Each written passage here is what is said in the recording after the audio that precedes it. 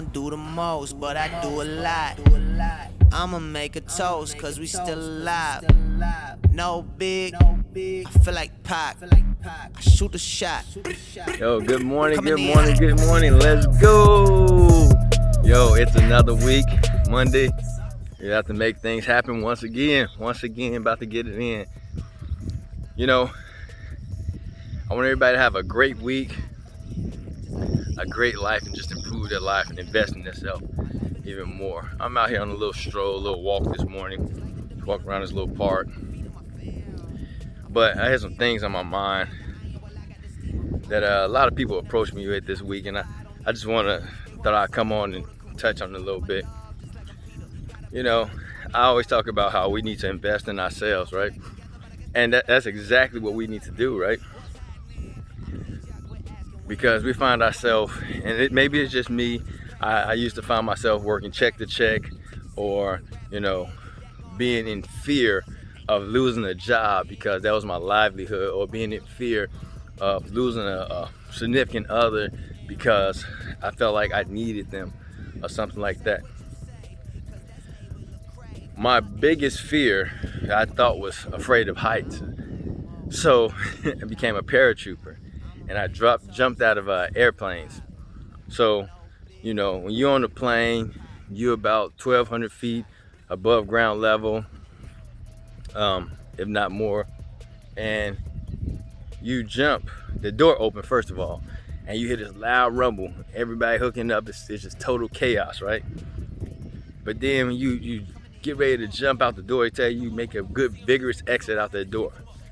And that's the same exact thing that we got to do in life with ourselves, right? We got to take risks, because that's what we're doing. We're taking risks, but you got to exit and take that risk with confidence.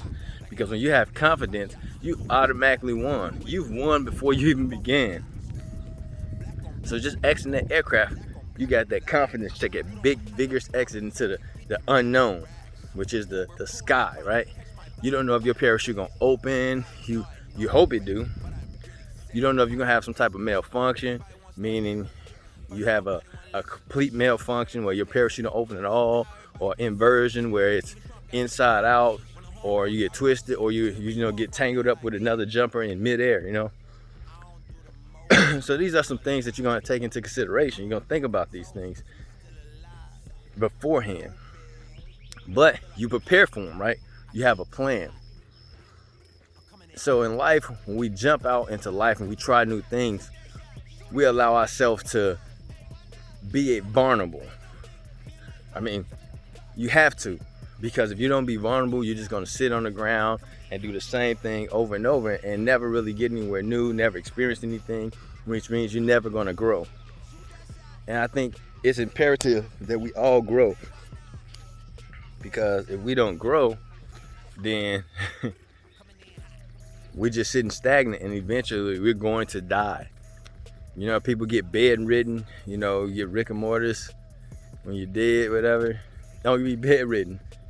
Live life. That's what you put on this life, on this earth for. So what I'm getting at is, like, there's a point when you jump out the aircraft and your parachute open. You go through your checks, everything. Make sure your parachute's open. Make sure you're good and everything.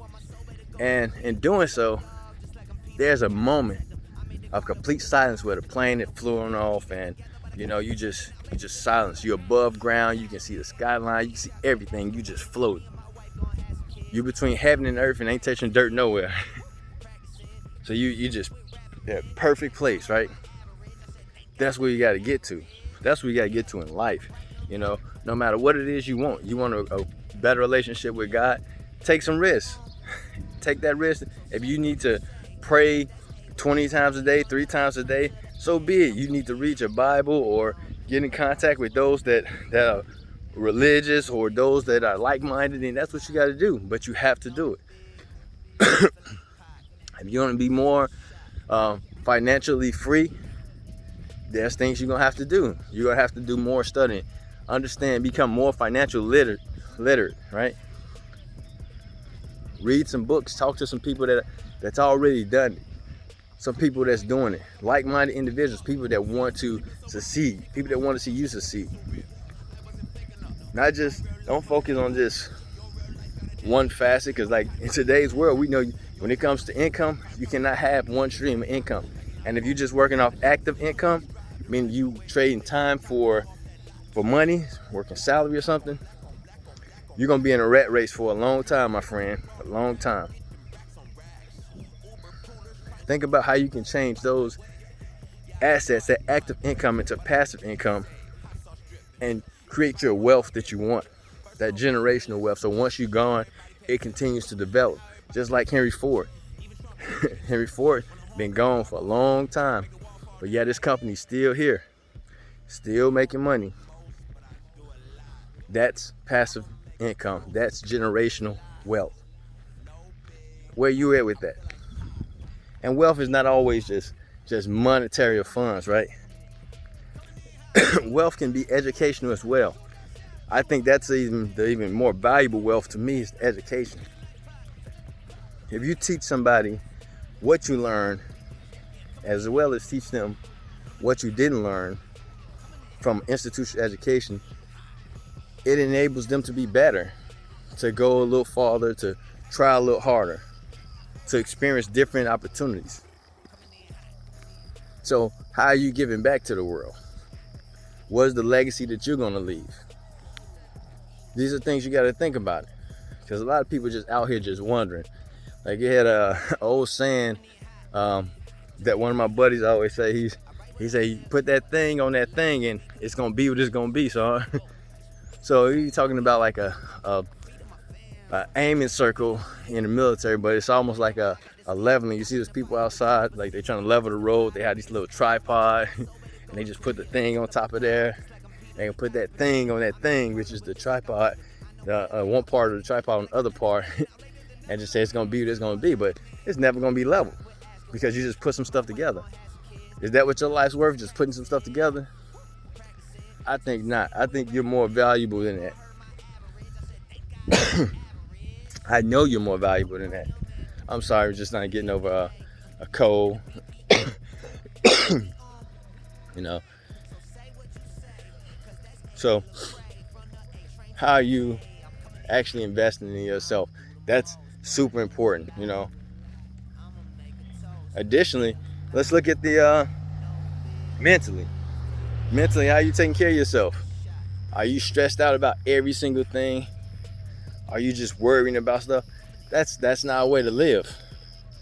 You can't be just worried about every single thing that happens in life, because if you consistently worrying, you're never getting progress going. And whatever you intake is what you're going to output. So if you're taking in negativity, guess what you're going to put out? Negative vibes. And putting out negative vibes, it's only going to hinder you. You're never going to be able to do your best in anything you do. So check it out. This week, I want you to try to focus on the positive. Figure out how you're going to invest in yourself. Don't live in fear. Do not live in fear. Don't be afraid of losing a job. You know, I know you're like, oh, well, this is how I pay my bills. I got my kids. I got my wife. I got this house. All that stuff. All that stuff is nothing but bondage, right? It holds you to be a slave to what they want you to do, to work for them. But what really is your goal? What really is your dream? What are you building for yourself? It comes to the difference between a W-2 at the end of the year, meaning you working for somebody else, your money is being touched by FICA, by taxes, everybody else before you touch it. Or that 1099, it's a whole different ball game, a whole different freedom. Guess what? I'm gonna get my money before anybody touch it. I'm gonna decide what I'm going to pay to taxes, what amount I'm gonna pay to taxes this month, what month I'm gonna pay to taxes or pay to FICA or whoever, if I'm even gonna pay all that stuff. Because I'll start looking at tax deductions and how I can circumvent that stuff, right? But that doesn't happen unless you take some risks, because getting a 1099 means you got to become an entrepreneur or start your own business or your own company, which that's pretty tough. It's pretty hard life. You have to be dedicated. You have to be willing to put in the work, and you got to really mean it. There's a lot of people out here that say that, oh, well, if I was given the option to be given a fish or taught to fish, I want to be taught to fish. But the truth of the matter is, that's not true. Most people say they want to be taught to fish, but they're lazy and they want people to give them something. They want people to give them a fish.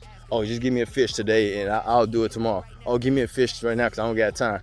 No, absolutely not. If you come to me, I'm gonna let you know, I'm not giving you nothing. You're gonna learn, you're gonna work for it.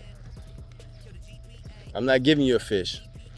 You can learn to fish or you can work for it. So you do the math. You're either gonna be a wealth builder, a consumer, say, or a seller. It's all about how you're investing in yourself and investing in other people in doing so. Don't nobody else tell you, I love you. Take a moment, hit that like button, subscribe,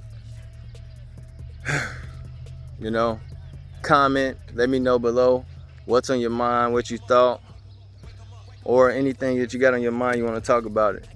Follow me on Instagram at Australia Compton or Your Greatest Investment. Follow me on Facebook at Australia Compton or Your Greatest Investment. I love you. Have a great day. Peace. I'ma make a toast cause we still alive. No big, I feel like Pac. I shoot the shot. I'm coming in hot.